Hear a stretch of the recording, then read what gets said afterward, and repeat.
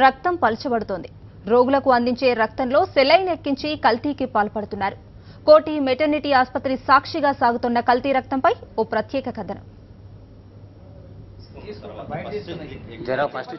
అధిక రక్తస్రావంతో బాధపడే గర్భిణీలకు వివిధ స్వచ్ఛంద సంస్థలు అందించే రక్తం సైతం కల్తీకి గురవుతున్నట్లు తెలుస్తోంది.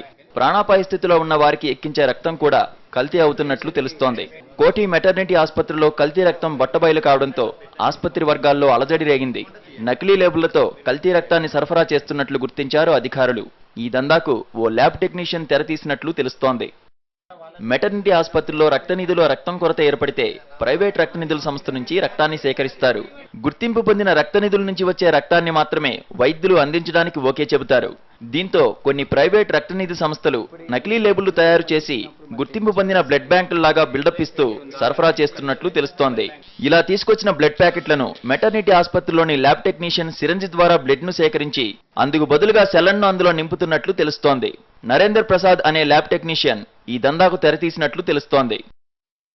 రక్తంలో సెలన్ కలుపుతున్న దందా వెలుగు చూడడంతో ల్యాబ్ టెక్నీషియన్ పరారైనట్లు తెలుస్తోంది. గర్భిణీల ప్రాణాలతో చెలగాటమాడిన ల్యాబ్ టెక్నీషియన్ ను పట్టుకోవాలని రోగుల అటెండెంట్స్ ఆందోళనకు దిగడంతో మెటర్నిటీ ఆసుపత్రిలో ఉద్రిక్తత నెలకొంది. కల్తీ రక్తంపై విచారణ జరిపి అందుకు బాధ్యులైన వారిపై చర్యలు తీసుకోవాలని పేషెంట్ అటెండెంట్స్ డిమాండ్ చేస్తున్నారు. నిత్యావసరాలే కాదు, ప్రాణాన్ని నిలబెట్టే రక్తాన్ని కల్తీ చేస్తున్నారు. పాలలో నీళ్లు కలిపినట్టు బ్లడ్ బ్యాంకుల నుంచి సేకరించిన రక్తంలో సగం సెలైన్ కలుపుతున్నారు. కల్తీ చేసిన రక్తాన్ని ప్యాకెట్లలో నింపి రోగులకు అమ్ముకుంటున్నారు. అంతా పక్కాగా కనిపించేందుకు ఆ రక్తం ప్యాకెట్లకు బ్లడ్ బ్యాంకుల నకిలీ స్టిక్కర్లు అతికిస్తున్నారు. నకిలీ రసీదులు సృష్టిస్తున్నారు. కోటి మెటర్నిటీ ఆసుపత్రిలో ఆలస్యంగా వెలుగు చూసిన కల్తీ రక్తం దందాపై మరింత సమాచారాన్ని మా కరెస్పాండెంట్ తిరుమల అందిస్తారు.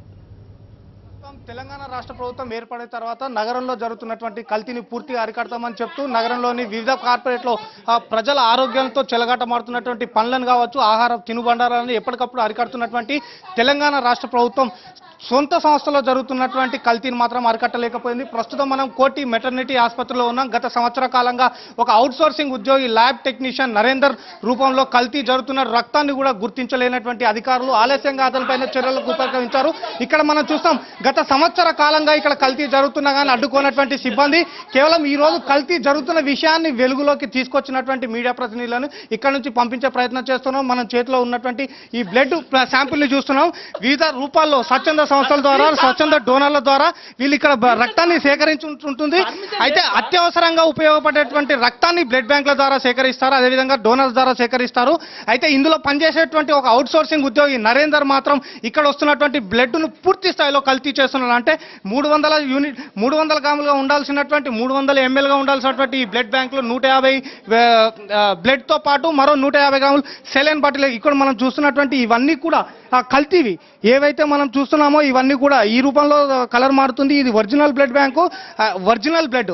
దీంట్లో కనుక సెలైన్ బాటిల్ అంటే ఇక్కడ పనిచేస్తున్నటువంటి ల్యాబ్ టెక్నీషియన్ నరేందర్ మాత్రం ఇక్కడ ఉన్నటువంటి బ్లడ్ ప్యాకెట్లతో తన సొంత తెలివితేటలతో దీన్ని కల్తీ చేయడంతో పాటు ఇక్కడ ఉన్నటువంటి డోనర్స్ కూడా విక్రయిస్తున్నాడు. ఒకవేళ అవి మనిషికి గనక బ్లడ్ను కనుక వినియోగించినట్టయితే అతని హార్ట్ ఒక్కసారిగా ఆగిపోయే ప్రమాదం ఉంది. అయితే ఈ విషయాన్ని ఆలస్యంగా వెలుగులోకి తీసుకురావడం జరిగింది.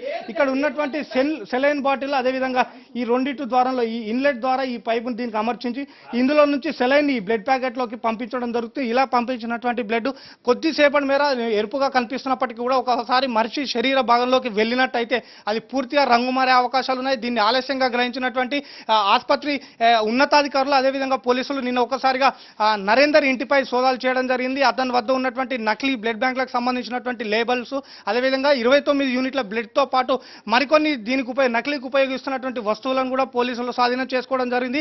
ప్రస్తుతం ఏదైతే నకిలీకి పాల్పడ్డటువంటి ల్యాబ్ టెక్నీషియన్ నరేందర్ ఉన్నాడు, అవుట్ సోర్సింగ్ ఉద్యోగి, అతను ప్రస్తుతం పరారీలో ఉన్నాడు.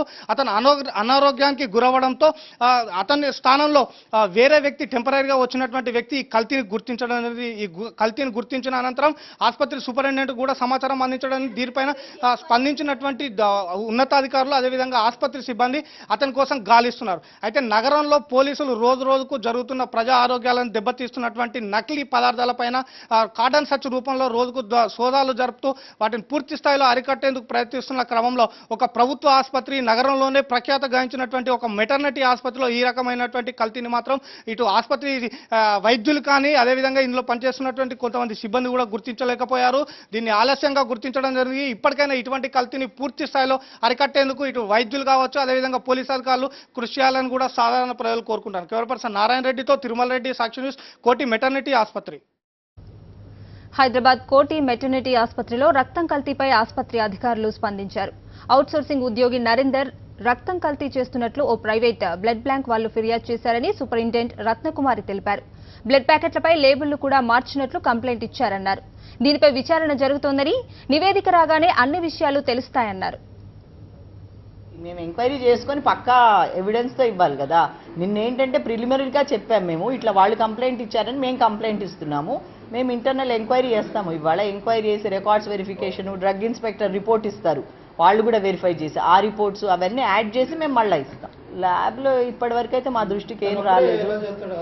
ఒక్కడంటే బయట వాళ్ళని పెట్టుకుని ఉండొచ్చండి. మా డౌట్ ఏంటంటే బయట ఏదో ర్యాకెట్ నడుస్తుంది, అంటే he is having some people outside. For example ఇప్పుడు మేము పేషెంట్కి బ్లడ్ రాసిస్తాము బయటికి, ఇక్కడ మా దగ్గర ఉన్నవి ఇచ్చేస్తాం, ఇంకా కావాలంటే రాసిస్తాం.